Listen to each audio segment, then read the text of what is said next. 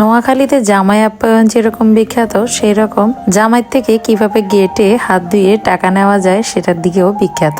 আজকে ছোট জামাইয়ের কিভাবে পকেট কাটা হলো সেটা নিয়ে আজকের ব্লগ ভিডিও। হ্যালো এভরিওয়ান, আসসালামু আলাইকুম সবাইকে। সবাই কেমন আছেন? আমি আলহামদুলিল্লাহ ভালো আছি। আজকে নতুন জামাইকে আপ্যায়ন করব। নতুন জামাই 10 বছর হয়ে গিয়েছে, কিন্তু বিদেশ থেকে আসার পরে ওনার এটা প্রথম আমাদের বাসায় আসা। আর আমাদের নতুন বউ তো খুবই এক্সাইটেড এটা নিয়ে, কারণ ও প্রথম ওনাকে দেখছে। আমরা যদিও 10 বছর আগে এগুলো করেছিলাম, গেট ধরেছি, ফিতা কেটেছি এবং খাবারের সময় আমরা পানি দিয়ে হাত ধুয়েছি, কিন্তু আমাদের ছোট বউ তো এগুলো কিছুই করতে পারেনি, তাই তার জন্য এগুলো নতুন। আজকে জামার জন্য কি কি রান্না হবে সেই সকল বিষয় আপনাদেরকে দেখাবো।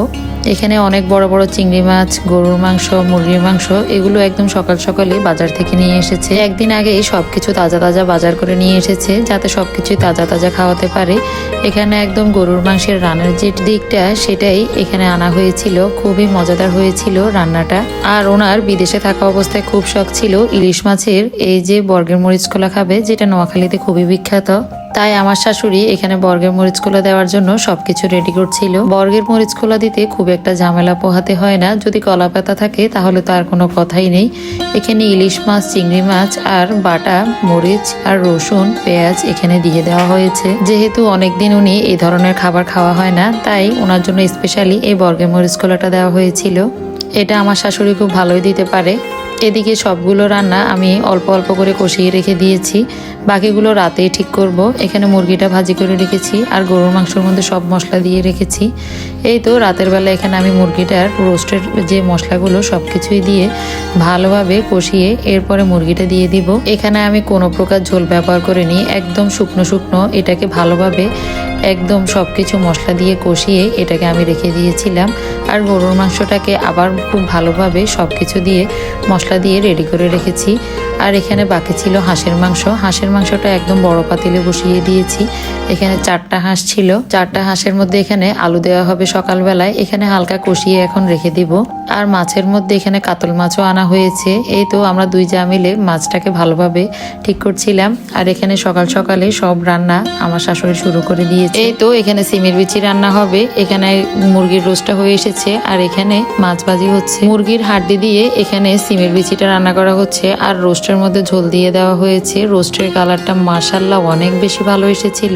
আর বাকি ছিল হাঁসের মাংসের মধ্যে আলু দেওয়া। এখানে আমি হাঁসের মাংসের মধ্যে আলু দিয়ে দিয়েছি অনেকগুলো, যেহেতু কোনো কিছুর মধ্যে আলু দিইনি তাই এখানে দিয়ে দিয়েছি। মাছগুলো ফ্রাই হয়ে গিয়েছে।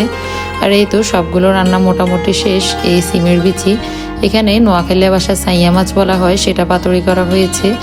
আর এই তো ডিম সিদ্ধগুলো ভাজি করে নেওয়া হয়েছে। চিংড়ি মাছগুলো খুব সুন্দর করে ভাজি করে নেওয়া হয়েছিল। সবগুলো রান্নায় মোটামুটি শেষ। আমার কাছে তো রোস্টগুলো অনেক বেশি ইয়ামি লাগছিল। এরপরে আমরা দুই যা মিলে পুরো টেবিলটাকে সাজিয়ে নিলাম। আমি তাকে বেড়ে বেড়ে দিয়েছি আর সে সবকিছু টেবিলে নিয়ে গিয়েছিল। সাথে কিন্তু পোলাও ছিল, কিন্তু পোলাওর কোনো ভিডিওই করা হয়নি। অনেক বড় পাতিলে আমি পোলাও করেছিলাম। এই যে এখানে সবগুলো আইটেম আমি সুন্দর করে সাজিয়ে নিয়েছি। আমি তাকে বেড়ে বেড়ে দিয়েছিলাম আর আমার যায় সবকিছুই নিয়ে এসেছিল। মরিচ কুলাটা তো মাশাআল্লাহ অনেক বেশি মজার হয়েছিল। আজকে সবগুলো রান্নাই অনেক বেশি টেস্টি ছিল, আমি খাওয়ার পরেই বুঝতে পেরেছিলাম। এইদিকে আমরা এক টেবিল খাবার দিয়ে দিয়েছি, আর অন্যদিকে এদিকে জামাই চলে এসেছে।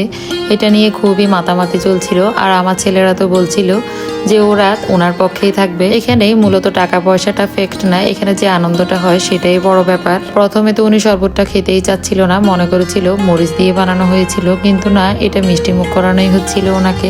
ওনাদের বিয়ের 10 বছর হয়ে গিয়েছে, কিন্তু এখনো উনি নতুন জামাইয়ের মতো। এদিকে আমাদের নতুন বউ তো অনেক চেষ্টা করছিল খাওয়ানোর জন্য, অবশেষে শরবতটাও খাইয়েছিল। এদিকে ওনার কাছে কিছু টাকা দাবি করেছিল, কিন্তু উনি সাধ্যমতো দেওয়ার চেষ্টা করেছে। এরপরে কিছুক্ষণ পরে আমি বললাম যে না, আর কোনো বাড়াবাড়ির দরকার নেই, এবার ওনাকে ঢুকতে দেওয়ার পালা। এরপরে ফিতা কেটে ঢুকে গেল। আমার ননদের জামাইতে বলছিল যে আমার ছেলেকে বিয়ে করানোর সময় এসে গিয়েছে আর এখন আমার জন্যই গেট ধুচ্ছে। যাই হোক, গেটে মজা মাস্তি শেষ করার পরে খাওয়া দাওয়ার পর্বটা শেষ করা হলো। খাওয়া দাওয়ার পর্ব শেষ করে আবার চাঁদাবাজি শুরু হয়ে গেল। আর চাঁদাবাজিতে আমি মহা বিপদে পড়ে গিয়েছি, কারণ আমি চাইছিলাম না ওনার বেশি পকেট কাটা হোক, কিন্তু ওরা চাইছিল অনেক বেশি পকেটটা যাতে কাটা হয়। এরপরে ওনাকে ভালোভাবে হাতটা ধুইয়ে দেওয়া হচ্ছিল গরম পানি দিয়ে, আর ওনার পকেট থেকে কত টাকা বের হবে সেটা নিয়ে সবাই তোড়জোড় করছিল। যাই হোক, উনি আসার সময় আমাদের সবার জন্য টুকিটাকি অনেক কিছু নিয়ে এসেছে, সবাইকে মোটামুটি খুশি করার চেষ্টা করেছে। আমার বাচ্চাদের জন্য এনেছে, আমাদের দুই জায়ের জন্যই সমানভাবে সবকিছু নিয়ে এসেছিল। এই তো আজকের খাওয়া দাওয়া আর মজা মাস্তি এই পর্যন্তই। আর শেষ টাইমে উনি আমাদের সবার জন্য যা যা এনেছে তার ছোট্ট একটা ক্লিপ। আল্লাহ হাফেজ।